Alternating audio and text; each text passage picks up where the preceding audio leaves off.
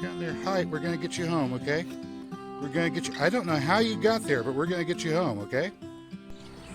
Okay, the drama that is unfolding this morning, we've got female cardinal right there. They're going back and forth through the tree.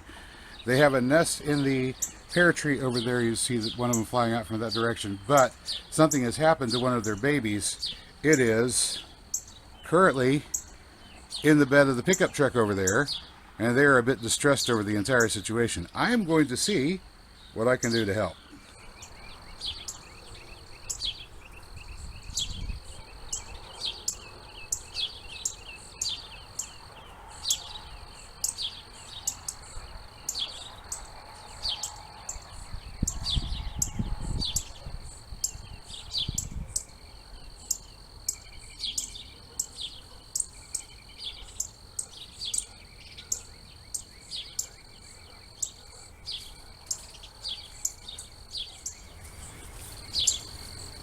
This little giant ladder gets up to 13 foot tall, which shouldn't give me enough reach to get the baby bird back into the nest.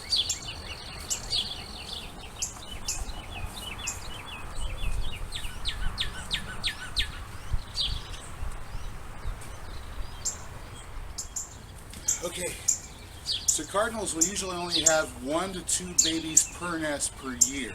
And I haven't gone up there to interfere with this nest at all because I really want to give them their best chance of survival. For some reason, baby cardinal is falling down here into the pickup truck. I've got to get him up there and get him back to his nest. So here we go. All right, don't laugh. I needed something that I can hang over my shoulder so I can climb up the ladder with both hands and stay stable and actually have someplace I can carry the bird. And this is going to allow me to do that. So if I know gardeners, particularly here in the South, most of them would say, I'd pay almost anything if I could just wave a magic wand and have the vine borer moths and the corn earworms leave me alone for a season. I don't have to kill the bugs. I mean, I'd like to see them dead, but I don't have to kill them. Just as long as they just go away and leave me alone, I'll be happy. Is there something that can do that? And there's a possibility I may have found something that can do that. Inside this can is a little formula I threw together. I'll tell you what's in the formula. Oh, I should put the lid on a little bit tighter. I'll tell you what's in the formula. It's not a big secret. It contains a lot of cedar oil. It contains wood vinegar, which is that wood smoke smell. It contains some Castile soap made with palm oil and lye. And it contains honey as an additional emulsifier. I know, right? It has honey in it, which is an interesting combination. So it has a particular smell, and if you actually taste it, it does actually kind of taste good, like a smoky barbecue sauce. This is not for human consumption. All of that is to allow it to stick and adhere to the stems of your plants, like this. Oh, where is it? Right over here. Let's have a look at this. Show the thing that vine borers and the corn earworm all have in common is that they are the larval form of moths, particular moths. What I'm going to do real quick here is do some hand weeding. I'm going to get around this squash plant here so I can have a look at the stem. All right, so what the moth does is it comes along and it lays its eggs on the stem of your squash plants. And particularly it'll do it on your summer squashes, but it'll go after any curcubit that it can. And so the moth will come, and if you can see, it'll lay its eggs along the stem. And then whenever they hatch, the little larva bores into the stem and creates a little cavity up inside the stem where it's feeding on this tissue.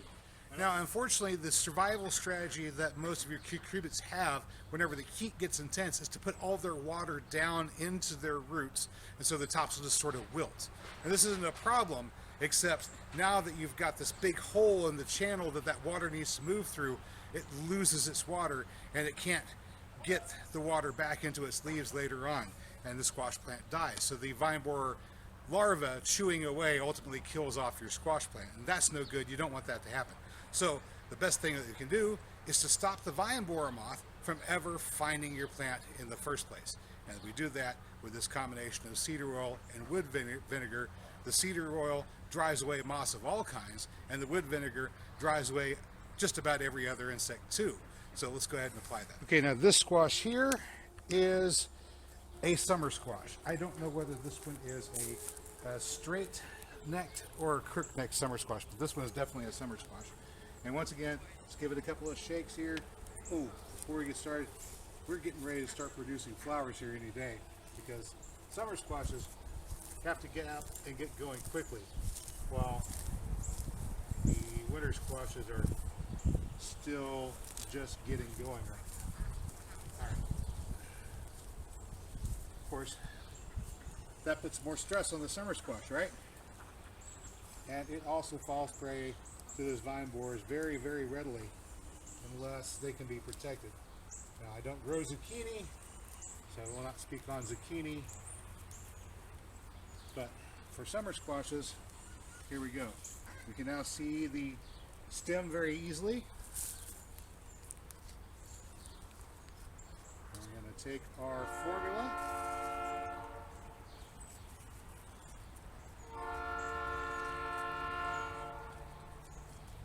Train noise.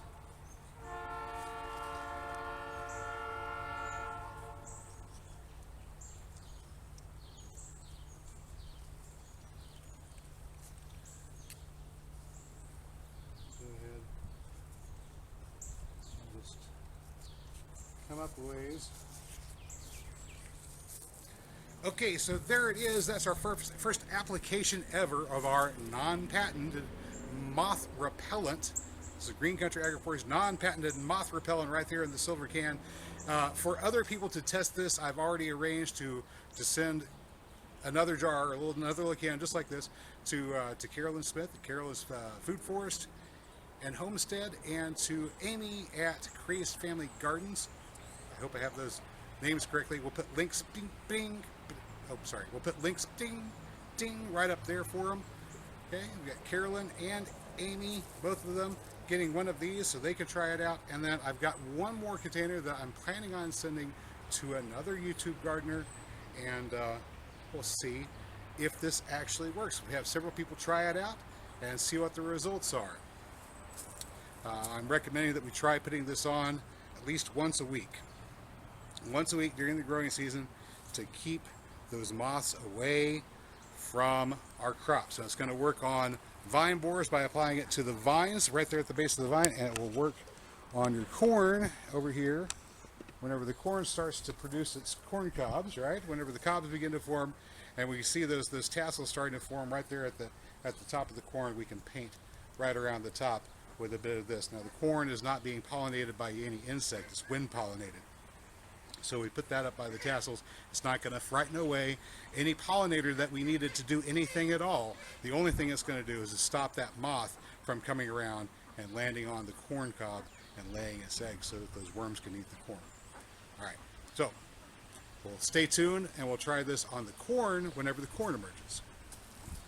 Hey, that's all I've got for you today, good people. As always, if you found this video informative or entertaining, you know what to do. I will catch you guys next time. Until then, get out there and get growing.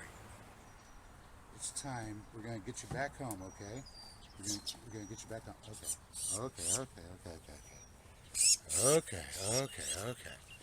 Okay. Here we go.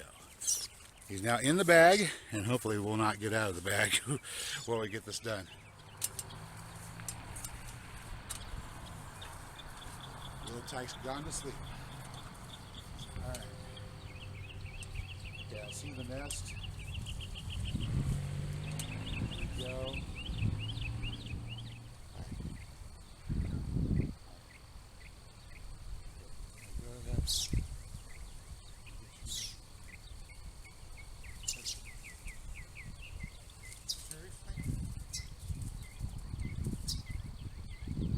That's what you're doing? fly right out. Okay, so I've got the answer to the question of how he managed to get over there in the truck, or she. I think this is a girl. I could be wrong. Anyway, here we go. So you can fly, huh? Hi. Hello. I'm Jason with Green Country Agroforestry. I'm your neighbor. So you don't need help getting back into your nest, huh? You don't need the help. Okay, fine. But I'm going to get out of the way so your family can take care of you now, okay?